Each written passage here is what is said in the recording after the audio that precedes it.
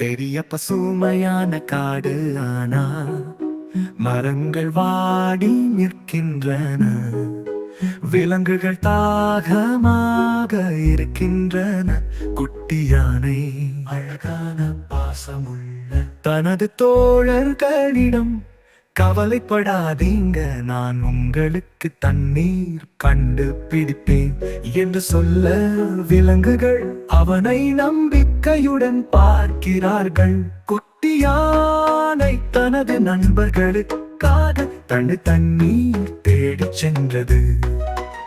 குட்டி யானை ஒரு பழைய கல் மீது பொன்னான சின்னம் காண்கிறது. அந்த சின்னம் ஒளிர காற்று கிசுகிசுத்தது.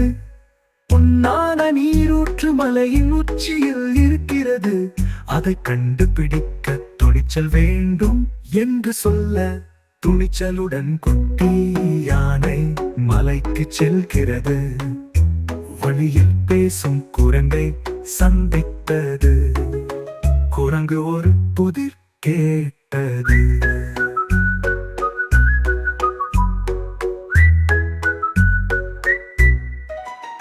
குட்டி யானை சரியான விடை சொல்ல கிளி ஒன்றை அறிமுகப்படுத்தியது. நட்பான கிளி குட்டி யானை செல்ல வழிகாட்டி உதவியது. செல்லும் போது கற்கள் உருண்டு வர, குட்டி யானை தனது அறிவும் வலிமையும் கொண்டு எல்லாவற்றையும் கடக்கிறது. இறுதியாக மலையின் உச்சியில் ஒரு பிரகாசமான நீரூற்று இருந்தது. அந்த நீர் பொன்னாக ஜொலித்து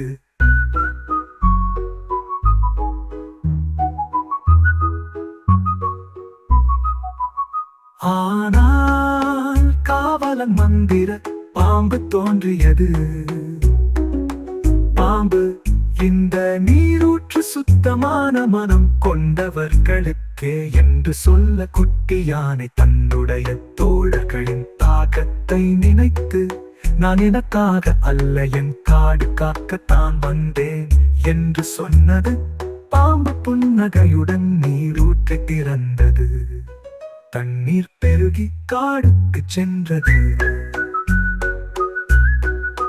மரங்கள் மீண்டும் பசுமையாக, விலங்குகள் மகிழ்ச்சியானது. குட்டி யானை ஒரு ஹீரோவாக அனைவராலும் பாராட்டப்பட்டது.